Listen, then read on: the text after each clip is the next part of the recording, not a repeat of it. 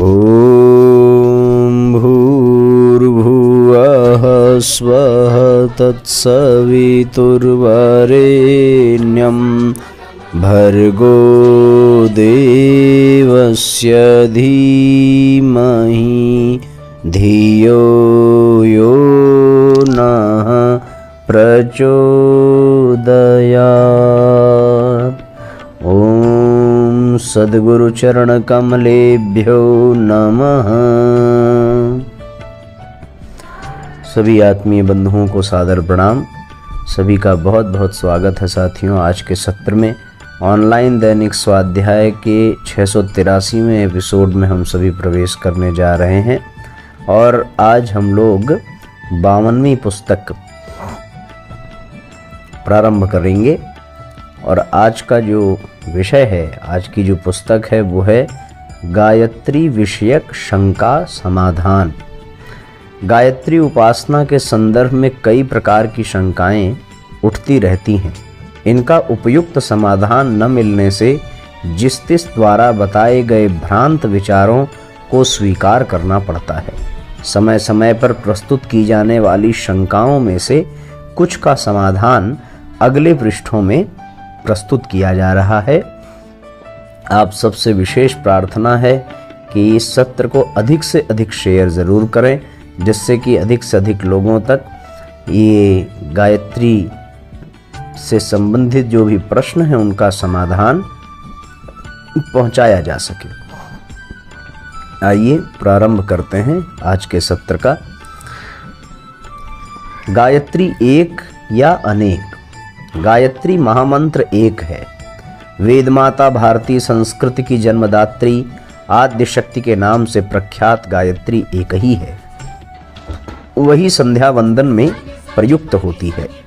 यज्ञोपवीत संस्कार के समय गुरु दीक्षा के रूप में भी उसी को दिया जाता है, इसलिए उसे गुरु मंत्र भी कहते हैं। अनुष्ठान पुरस्चरण इसी आद्य शक्ति के होते हैं। यह ब्रह्म विद्या है, ऋतंभरा प्रज्ञा है। सामान्य नित्य उपासना से लेकर विशिष्टतम साधनाएं इसी प्रख्यात गायत्री मंत्र के माध्यम से होती हैं। इसके स्थान पर या समानांतर किसी और गायत्री को प्रतिद्वंदी के रूप में खड़ा नहीं किया जा सकता। मध्यकालीन अराजकता के अंधकार भरे दिनों में उपासना विज्ञान की उठक पटक खूब हुई और स्वेच्छाचार फैलाने में निरंकुशता बरती गई। उन्हीं दिनों ब्राह्मण क्षत्रिय वैश्य वर्ग की अलग अलग गायत्री गढ़ी गई। उन्हीं दिनों देवी देवताओं के नाम से अलग अलग गायत्रियों का सृजन हुआ। गायत्री महामंत्र की प्रमुखता और मान्यता का लाभ उठाने के लिए देववादियों ने अपने प्रिय देवता के नाम पर गायत्री बनाई और फैलाई होंगी। इन्हीं का संग्रह करके किसी ने 24 देव गायत्री बना दी प्रतीत होती है। देव मंत्र यदि गायत्री छंद में बने हों तो हर्ज नहीं, पर इनमें से किसी के भी महामंत्र को गायत्री का प्रतिद्वंदी या स्थानापन्न नहीं बनाया जाना चाहिए और न जाति वंश के नाम पर उपासना क्षेत्र में फूट फसाद खड़ा करना चाहिए। देवलोक में कामधेनु एक ही है और धरती पर भी गंगा की तरह गायत्री भी एक ही है। 24 अक्षर, 8 अक्षरों के 3 चरण, 3 व्याहृतियां, 1 ओमकार, इतना ही आद्य गायत्री का स्वरूप है।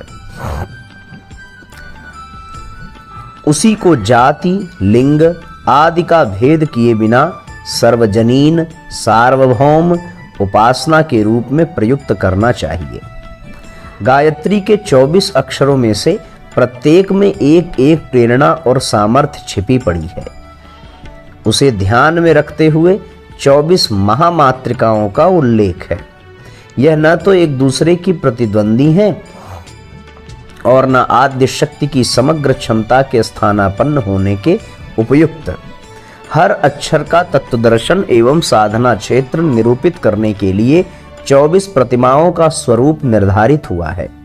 यह एक ही तत्व के भेद उपभेदों को एक एक करके समझाने और एक एक चरण में दिव्य सामर्थ्यों का रहस्य उद्घाटन करने की प्रक्रिया भी है।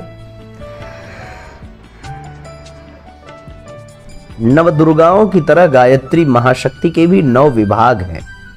उन्हें 9 देवियां कहते हैं। इस विभाजन को अध्याय प्रकरण के तुल्य माना जा सकता है। महामंत्र के 3 चरणों में से प्रत्येक में 3-3 शब्द हैं।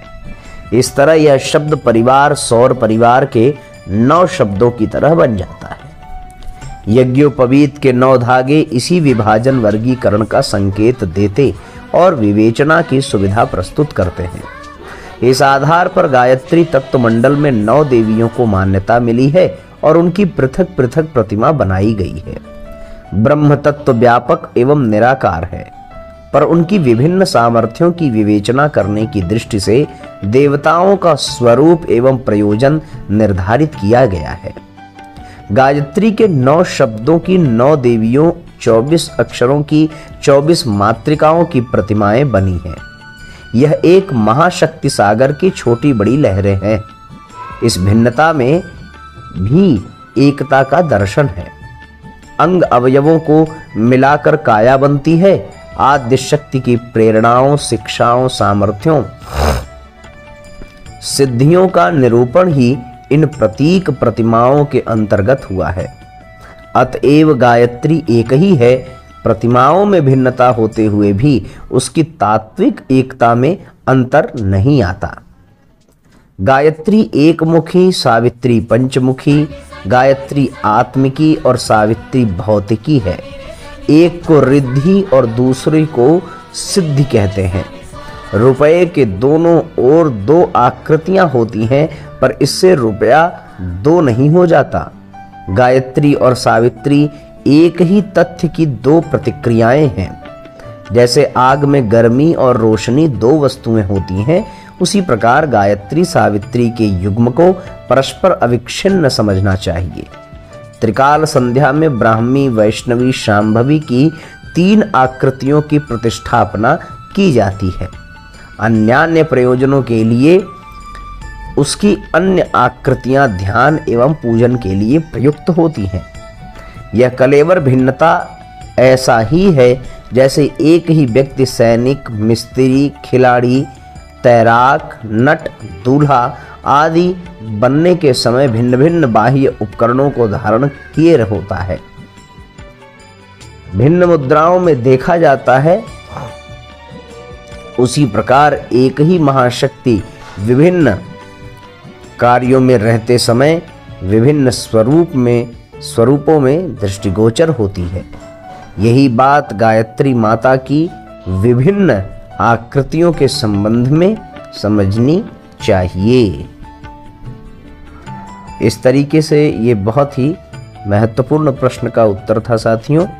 अक्सर लोग जिनके मन में ये कभी आया हो कि गायत्री एक है या अनेक है, उसके अलग अलग रूप हैं, तो इन सारे समस्याओं का समाधान बहुत ही सरल तरीके से पूज्यवर ने किया कि वास्तव में वो एक ही सागर की छोटी बड़ी लहरें हैं और मुख्य रूप से सब गायत्री एक ही है।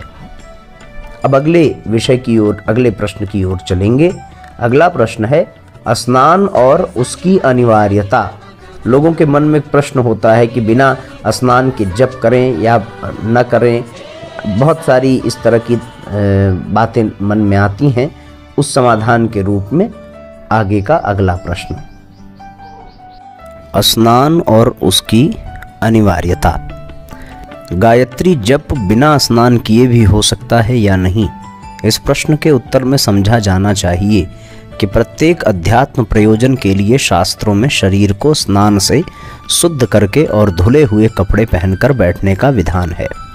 अधिक कपड़े पहनने पर सभी कपड़े नित्य धुले हुए हों, यह व्यवस्था करना कठिन पड़ता है।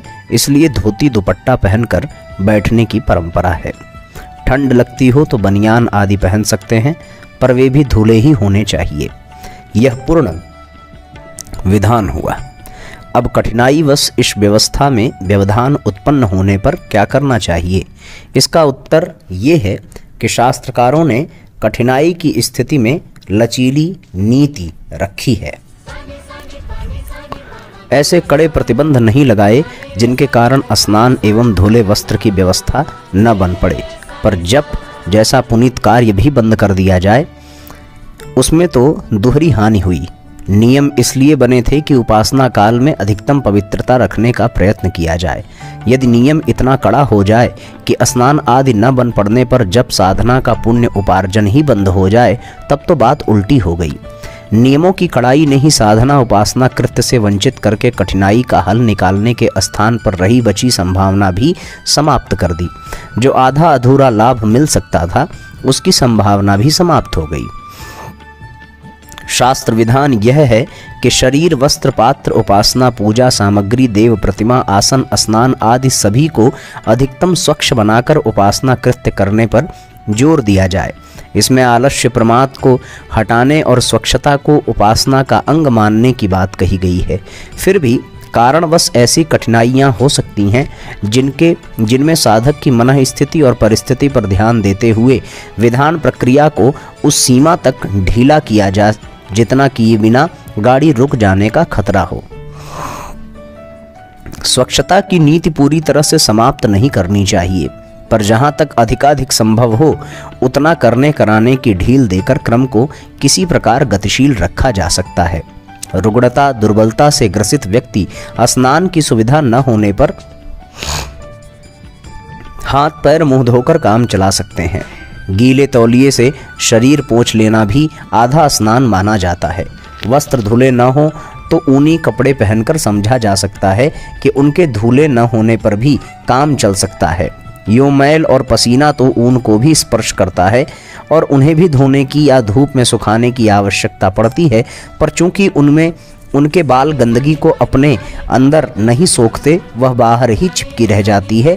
इस दृष्टि से उसमें अशुद्धि का संपर्क कम होने के कारण बिना धुले होने पर भी ऊनी वस्त्र पवित्र माने जाते हैं। यूं स्वच्छता की दृष्टि से वे भी ऐसे नहीं होते कि बिना धुले होने पर भी सदा प्रयुक्त किए जाए और स्वच्छ माने जाते रहें। इसलिए इतना ही कहा जा सकता है कि व्यक्ति की असुविधा को ध्यान में रखते हुए शरीर और वस्त्रों की स्वच्छता के संबंध में उतनी ही छूट देनी चाहिए जिसके बिना काम न चलता हो। अश्रद्धा, उपेक्षा, आलस्य, प्रमादवश स्वच्छता को अनावश्यक मानना और ऐसी मनमानी करना उचित नहीं। रेशमी वस्त्रों के संबंध में भी ऐसी ही मान्यता है कि उन्हें धोने की आवश्यकता नहीं, वे बिना धोए ही शुद्ध होते हैं। यह मान्यता गलत है। सूत जितनी सोखने की शक्ति न होने से अपेक्षाकृत उसमें अशुद्धि का प्रवेश कम होता है, यह तो माना जा सकता है, पर उसे सदा सर्वदा के लिए पवित्र मान लिया जाए और धोया ही न जाए, ये गलत है। धोने के समय तो सूती कपड़े की अपेक्षा कुछ अधिक किया जा सकता है, इतना भर ही माना जाना चाहिए, धोया उसे भी जाए। रेशम के कपड़े पूजा में प्रयुक्त करते समय प्राचीन काल की और आज की परिस्थिति के अंतर को भी ध्यान में रखना होगा। प्राचीन काल में कीड़े बड़े होकर जब उड़ जाते थे तब उसके छोड़े हुए खोखले से ही रेशम निकाला जाता था। ये अहिंसक उपलब्धि थी, पर आज तो अधिकांश रेशम जीवित कीड़ों को पानी में उबालकर उनका खोखला उपलब्ध करके प्राप्त किया जाता है। इसमें मारने वालों की तरह पहनने वाले भी अहिंसा के नियम का उल्लंघन करने के दोषी बनते हैं। इस प्रकार हिंसा युक्त तरीके से प्राप्त हुआ रेशम पूजा उपचार में तो निषिद्ध ही माना जाए। अच्छा तो ये है कि उनका उपयोग सामान्य पहनने के लिए भी न किया जाए। पशु चर्म के आसनों के संबंध में भी यही बात है। प्राचीन काल में ऋषिमुनि जंगलों में रहते थे, वहाँ अपनी मौत से मरे हुए वन्य पशुओं का चमड़ा जहाँ तहाँ आसानी से उपलब्ध होता रहता था। आच्छादन के अन्य साधन उन दिनों वनवासी लोगों के लिए सहज उपलब्ध भी न थे। ऐसी दशा में उनके लिए आच्छादन में मृग, सिंह, व्याघ्र आदि के चर्म का आसन आच्छादन प्रयुक्त करना उचित था। पर आज तो जितना भी पशु चर्म उपलब्ध होता है उसमें 99% वध किए गए पशुओं का ही होता है। इस प्रकार हिंसा पूर्वक प्राप्त किए गए चमड़े और मांस में कोई अंतर नहीं पड़ता। आज जब आसन के लिए ऊनी, सूती, कुशा, चटाई आदि के अनेक प्रकार के बिना हिंसा के प्राप्त आसन सर्वत्र उपलब्ध हैं, तो फिर पशु चर्म का उपयोग करने की क्या आवश्यकता है? अहिंसक विधि से बनने वाले आसन ही उपयुक्त हैं। इस दृष्टि से कुशासन को अधिक पवित्र मानने की परंपरा ही अधिक उपयुक्त है। धोना न बन पड़े तो भी धूप में सुखाकर आच्छादनों को पवित्र करने का शुद्धि कृत्य तो चलते ही रहना चाहिए। स्नान में जितनी शिथिलता अनिवार्य हो उतनी ही कमी करनी चाहिए। जितना अधिक बन पड़े उसी का प्रयत्न करना चाहिए। उपासना काल के मध्य में यदि मूत्र विसर्जन के लिए जाना पड़े तो हाथ पैर धोकर फिर बैठा जा सकता है।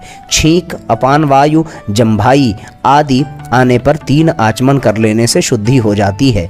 बीच में शौच जाना पड़े तो स्नान अनिवार्य है। यदि न बन पड़े तो जितना बन पड़े हाथ पैर मुंह धो लेने आदि से भी काम चल सकता है। गायत्री उपासना का समय। प्रातः काल का समय गायत्री उपासना के लिए सर्वोत्तम है। सूर्य उदय से पूर्व 2 घंटे से लेकर दिन निकलने तक का समय ब्रह्म मुहूर्त माना जाता है। इस अवधि में की गई उपासना अधिक फलवती होती है।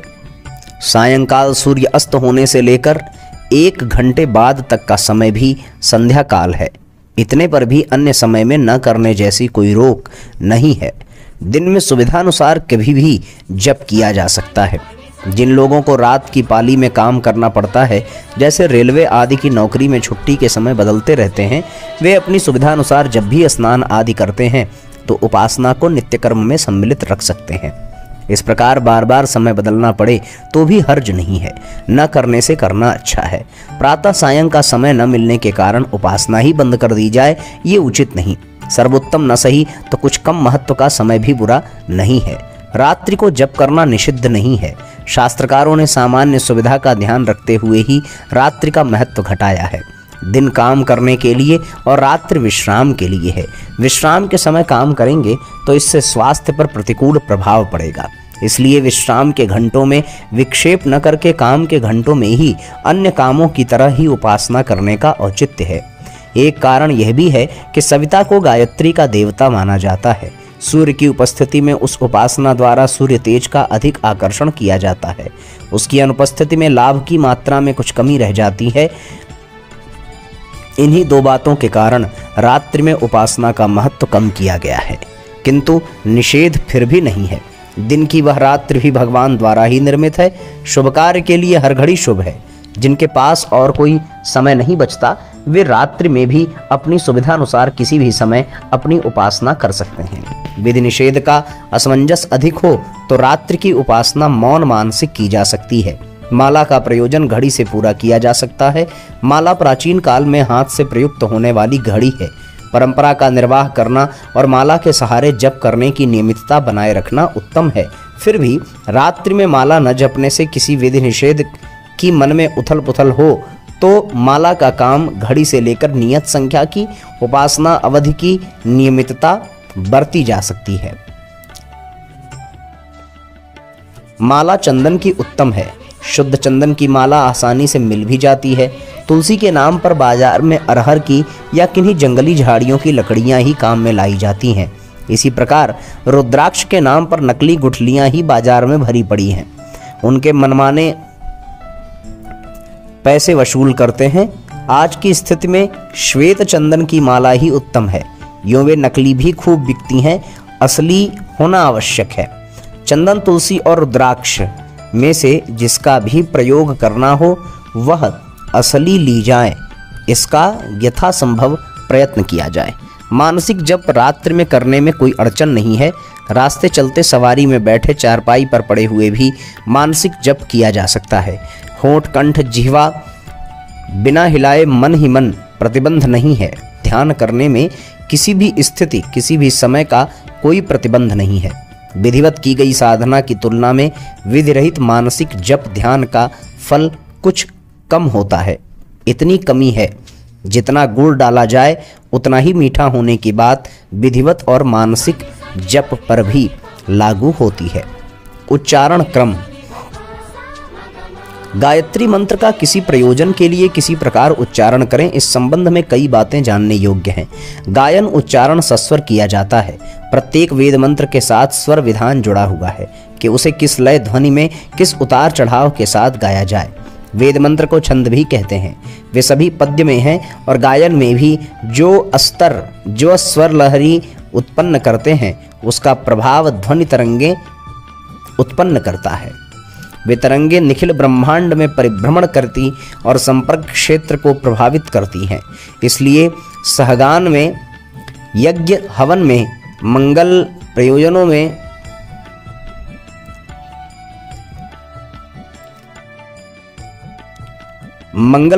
में शुभारंभ में गायत्री मंत्र उच्चारण सहित निर्धारित अस्तर विधान के साथ निर्धारित ध्वनि प्रक्रिया के साथ गाया जाता है।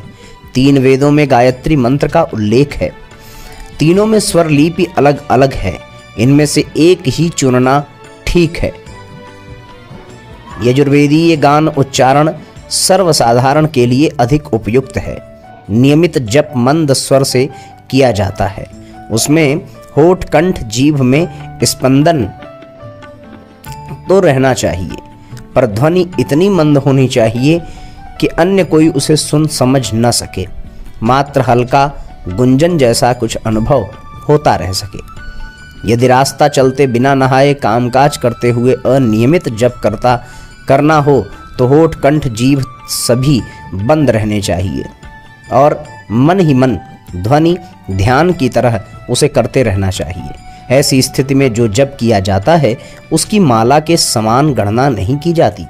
घड़ी देखकर यह अनुमान लगाया जा सकता है कि अपनी जप गति क्या थी और कितने समय में कितना मानसिक जप हो गया होगा।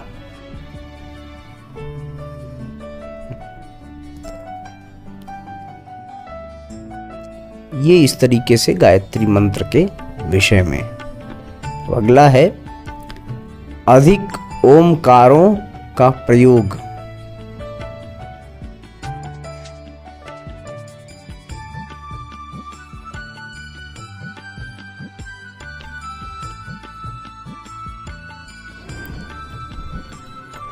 अधिक ओमकारों का प्रयोग। कहीं कहीं ऐसे विधान मिलते हैं कि गायत्री मंत्र के साथ एक से अधिक ओमकारों का प्रयोग करना चाहिए। कोई 3 और कोई 5 ओमकार लगाने की भी बात कहते हैं। आदि में, मध्य में और अंत में 3 चरणों में से प्रत्येक के पहले व्याहृतियों के बाद 1 या अधिक ओमकार लगाने की बात कही जाती है। इसके लिए यत्र तत्र के उल्लेख भी उपस्थित किए जाते हैं।